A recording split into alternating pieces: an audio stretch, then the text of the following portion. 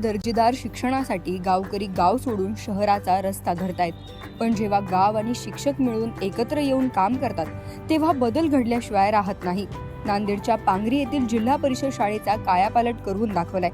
एकेकाळी सुप्त अवस्थेत असलेली ही शाळा गावकऱ्यांच्या आणि शिक्षकांच्या परिश्रमातून नावारूपाला आली आहे.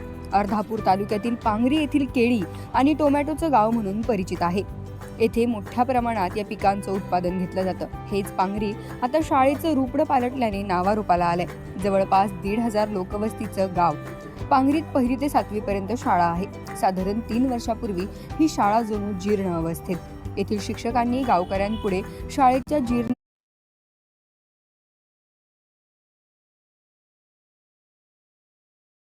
आवश्यक कामं करण्याची मागणी केली. शासन प्रशासन यांच्यावर अवलंबून राहिले तर ये रे मागल्या अशीच अवस्था राहील असं पटवून दिलं. गावकऱ्यांनाही ते पटलं. तब्बल 1.5 लाख रुपये वर्गणी जमा करून दिली. स्वतः शिक्षक SP माने या शिक्षकाने शाळेची रंगरंगोटी केली. शाळेचं अख्खं रूपडंच पालटून टाकलं. ऐतिहासिक, नैसर्गिक, भौगोलिक चित्रासह म्हणीने सर्व भिंती बोलक्या केल्या. आम्ही तर 2008ला आलो तेव्हा शाळेचे रंगरंगोटी झालेली नव्हती व शाळेची दैनिक.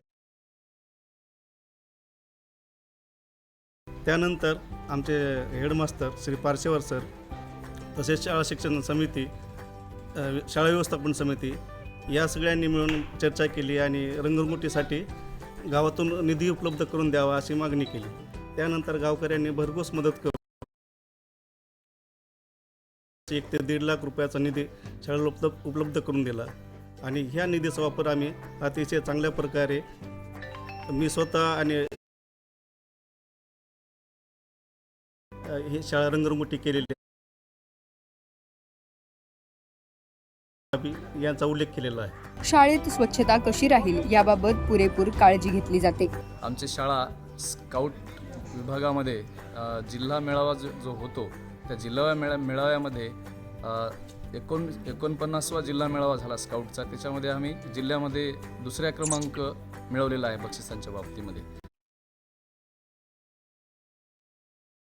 डोंगरगाव या ठिकाणी त्याच्यामध्ये जिल्ह्यामध्ये सर्वप्रथम आमच्या शाळेने सर्वाधिक 18 बक्षिसं जिंकलेले आहेत. त्याचबरोबर हादगावला जो मेळावा झाला होता त्याच्यामध्ये सुद्धा आमच्या शाळेने सर्वोत्कृष्ट अशी कामगिरी करत 10 बक्षिसं जिंकण्याचा मान मिळवलेला आहे. अशा प्रकारे आणि त्याचबरोबर यावर्षी आमचे 3 स्काउट्स